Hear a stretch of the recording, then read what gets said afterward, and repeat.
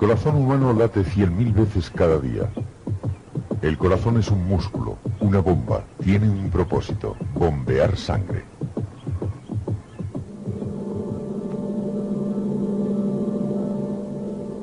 El ver sangre puede asustarnos o perturbarnos. Su apariencia, la de un simple líquido rojo, oculta su asombrosa complejidad. Transporta hasta los tejidos del cuerpo toda la materia prima que necesitan para vivir. Posee nuestras principales defensas contra las enfermedades y contiene los medios para detener su propia pérdida. A simple vista, una gota de sangre no nos dice mucho acerca de sí. Para aprender lo que es, miremos el interior del cuerpo. La sangre circula por un sistema de vasos, las arterias llevan la sangre desde el corazón y se ramifican en conductos más y más pequeños llamadas arteriolas, terminando en vasos capilares de tamaño microscópico.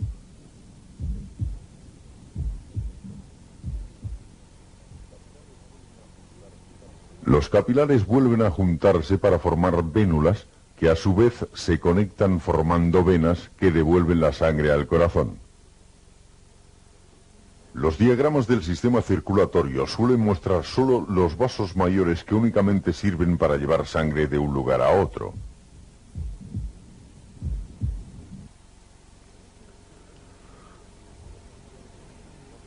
Si pudiéramos ver solo los vasos capilares, el cuerpo parecería ser casi totalmente rojo por fuera.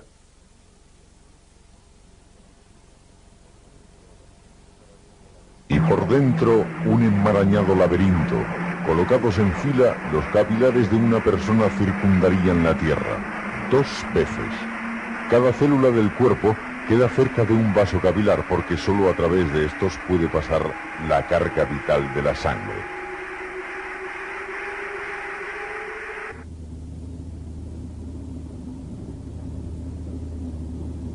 La pared capilar, que tiene el espesor de una célula, permite el paso a ciertas sustancias de la sangre mientras retiene a otras. Lo que la atraviesa depende del ambiente que rodea el vaso capilar. Por ejemplo, si el ambiente contiene menos oxígeno que la sangre, el oxígeno pasará hacia afuera del vaso capilar. A la vez, otras sustancias, tales como residuos del cuerpo, pueden pasar a los vasos capilares. Normalmente no vemos estas materias pasar a los capilares porque van disueltas en los fluidos del cuerpo, pero con un microscopio podemos ver la sangre fluir por los vasos de los animales de laboratorio. Vemos que la sangre no es un simple líquido rojo, sino que es un tejido líquido. Suspendidas en un líquido transparente llamado plasma, hay glóbulos blancos, glóbulos rojos y plaquetas que apenas se ven. Una gota de sangre de este tamaño contiene un asombroso número de estos elementos. Cerca de 100.000 glóbulos blancos, 6 millones de plaquetas y 100 millones de glóbulos rojos. Todo en una gota. Esto es anormal, un flujo de sangre muy lento en un animal que combate una infección. Normalmente, la sangre fluye veloz. Preparando una muestra especialmente, podemos ver las cantidades relativas de cada parte de la sangre. La capa superior es el plasma líquido. La capa inferior consta de glóbulos rojos y mirándola de cerca vemos una capa intermedia. Glóbulos blancos mezclados con plaquetas. Más de la mitad de la sangre consta del dorado y transparente plasma líquido. 9/10 partes del plasma es agua. La 10ª parte restante lo convierte en un fluido dinámico, complejo y vitalmente importante.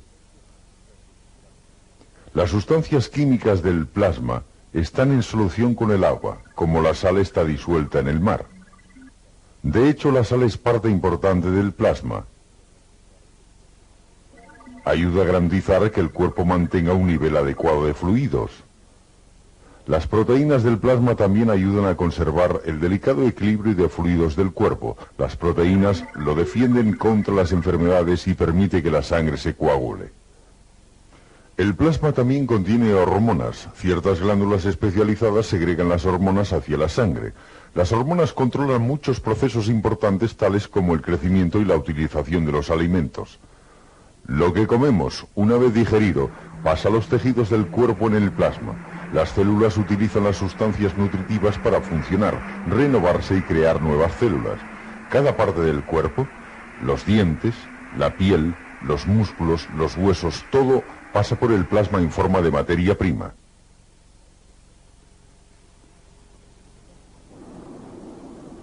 El plasma también contiene los desechos de las células. Los desechos fluyen de los tejidos a los vasos capilares. Ciertos órganos, en otras partes del cuerpo, retiran de la sangre estas dañinas sustancias químicas.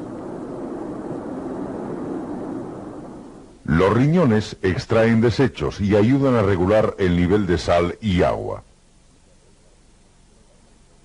El hígado también mantiene la calidad del plasma, eliminando las sustancias químicas perjudiciales y liberando sustancias nutritivas como combustible para producir energía. En los pulmones el oxígeno se disuelve en el plasma, pero el plasma no puede contener todo el oxígeno que necesita el cuerpo. La función primordial de los glóbulos rojos es transportar oxígeno, que tiene algunos componentes típicos que parecen bolsas flexibles pero no están vacías. Contiene una sustancia química llamada hemoglobina. La hemoglobina pone la sangre roja y posee una asombrosa capacidad para captar el oxígeno y luego liberarlo.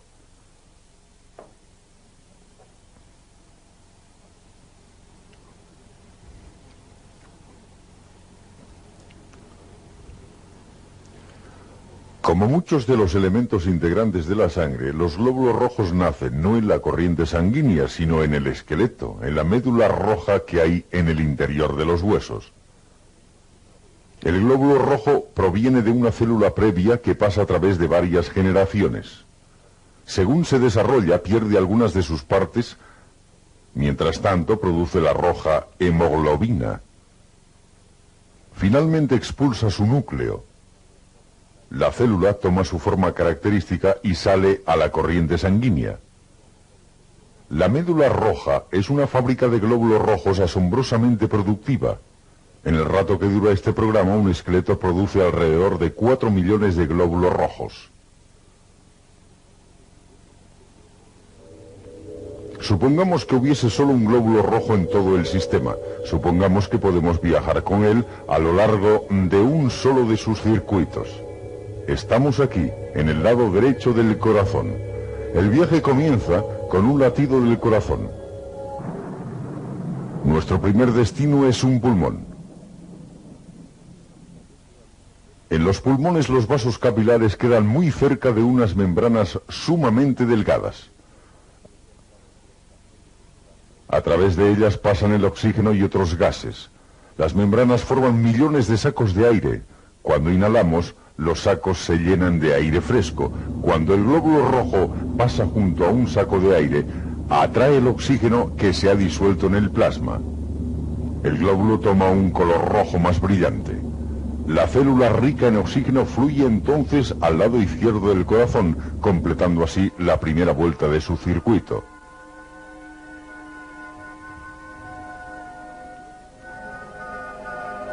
El corazón vuelve a expulsar sangre, esta vez hacia el cuerpo. La ruta que toma está sujeta al azar casi completamente.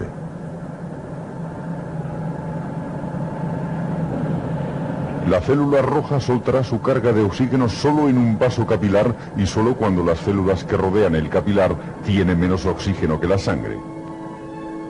A la vez, recogerá parte del anhídrido carbónico desechado que se ha integrado a la corriente sanguínea.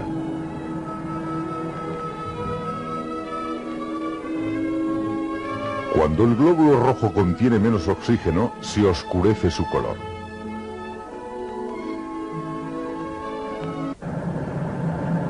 Los capilares son tan estrechos que las células rojas deben pasar apretadamente una a una, mostrando la importancia de su elasticidad.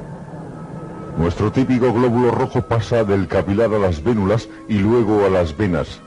Regresa al lado derecho del corazón, completando la segunda vuelta de su circuito. Como vimos entonces, viaja de regreso a los pulmones. Allí suelta su carga de dióxido de carbono y recoge una nueva carga de oxígeno. El ciclo se vuelve a empezar y continúa mientras dure la vida de la célula. Las células rojas viven alrededor de 120 días. Viven impulsadas por billones de otras células. Tienen que realizar 1000 contorsiones. Vemos cómo quedan pilladas en la bifurcación de esta arteriola, que se divide, se aplastan una contra otras en la división, mostrando otra vez la importancia de su elasticidad. Las células rojas completarán alrededor de 70.000 circuitos y recorrerán muchos miles de kilómetros. Finalmente, al envejecer, la célula puede desintegrarse o, como vemos aquí, puede ser devorada entera por otras células del cuerpo. Estas células devoradoras son glóbulos blancos. Estos pueden parecernos organismos inhumanos que se arrastran por nuestro cuerpo, pero en realidad son una gran defensa contra la invasión de organismos foráneos. La mayoría de ellas nacen en la médula ósea. Son más grandes que los glóbulos rojos y cada uno tiene un núcleo, más otra maquinaria celular que no tienen los rojos. Son capaces de salir fuera de los vasos sanguíneos. En cualquier momento dado hay más fuera de la corriente sanguínea que dentro. Los organismos foráneos atacan el cuerpo continuamente. Los glóbulos blancos de la sangre ayudan a eliminar los invasores.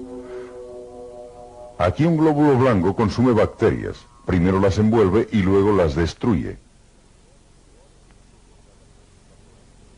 Pero a veces los organismos invasores se reproducen más rápidamente de lo que pueden eliminarse y el cuerpo enferma. Por fortuna, la sangre y el cuerpo tienen una estrategia más para combatir la invasión: el sistema inmunitario. Cualquier sustancia que provoque una respuesta del sistema de inmunidad es un antígeno. La primera invasión del antígeno puede enfermarnos bastante.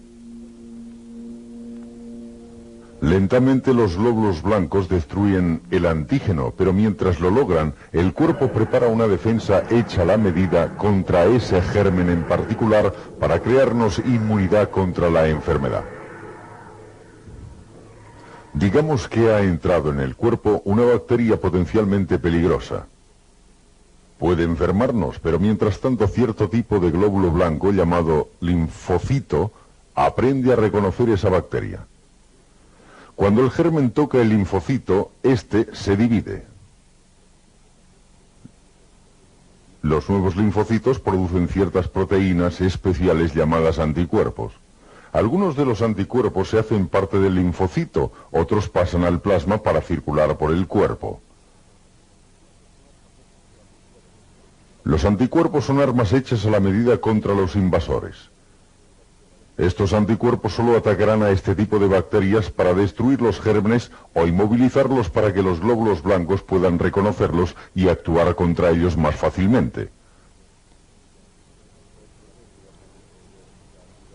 Esta estrategia puede proveer inmunidad contra la repetición del ataque de muchas enfermedades. Podemos aprovechar este mecanismo inyectando en el cuerpo microbios muertos o debilitados de las enfermedades. Así desarrollamos anticuerpos contra los gérmenes sin tener que sufrir la enfermedad. Esta inmunización salva incontables vidas cada año. En resumen, los glóbulos blancos tienen dos funciones principales. Una es reconocer elementos peligrosos en el cuerpo y la otra es destruirlos. Las plaquetas, que son el tercero y más pequeño elemento formado de la sangre, también defienden el cuerpo. En este caso, la defensa es contra la pérdida de sangre. Como las células rojas y la mayoría de las blancas, las plaquetas se forman en la médula ósea cuando sus gigantescas células matrices se rompen, soltando las plaquetas a la corriente sanguínea. Trabajando en combinación con las proteínas del plasma, las plaquetas tapan el escape de la sangre de los vasos. Antes, al mostrar un tubo de ensayo con sangre separada, tuvimos que añadir a la sangre una sustancia química para evitar que se coagulara. De otro modo, la sangre del tubo se hubiera puesto así. Claro que todos tratamos de evitar las heridas, pero a veces nos ocurren. Primero sangramos. La sangre fluye por el tejido roto.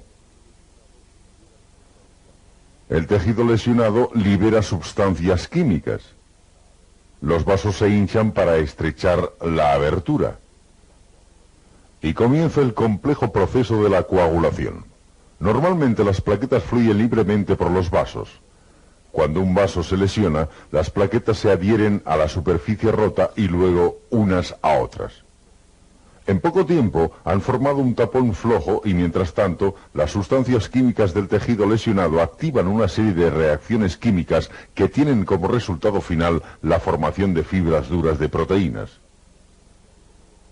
Esta micrografía muestra glóbulos rojos, un glóbulo blanco y una masa de plaquetas atrapadas entre las fibras. Las plaquetas se extienden para adherirse a las fibras. Las plaquetas se contraen uniendo las fibras para sellar más la herida. Inevitablemente invaden la lesión bacterias, suciedad y otros desechos. Las células blancas llegan a destruir invasores extraños tales como estas bacterias. Aquí vemos glóbulos blancos pegados a la pared de un vaso cerca de una infección. Saldrán de la corriente sanguínea para combatir la infección en los tejidos. Finalmente, los tejidos lesionados se repararán. La herida sanará. Las magulladuras se deben a golpes ligeros que rompen los vasos pero no abren la piel. En casos de lesiones muy graves, como lo son las quemaduras, la pérdida de fluido puede ser tan grande que la víctima muera antes de que pueda empezar el proceso de curación. Pero si se atiende a tiempo, puede darse tratamiento de transfusión. En la transfusión se inyecta la sangre de una persona donante en la corriente sanguínea de otra persona. Aunque hoy en día nos parece chocante, las primeras transfusiones intentadas a mitad del siglo XVII fueron entre hombres y animales. Los resultados fueron desastrosos. Aun cuando se intentó realizar transfusiones entre personas, pocas veces se llevaron a cabo con éxito.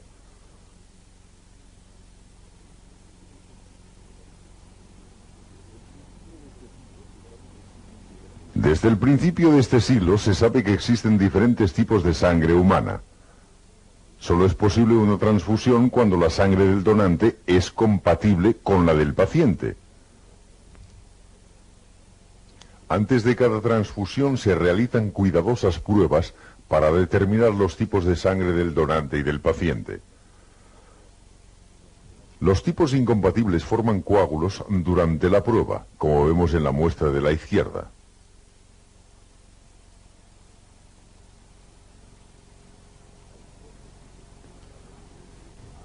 Hay 4 grupos principales de sangre, A, B, AB y 0, con subdivisiones en cada grupo.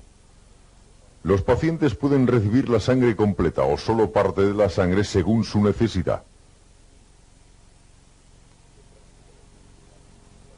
Hasta que resulte práctica la sangre artificial como sustituta, cada año miles de personas deberán sus vidas a los donantes.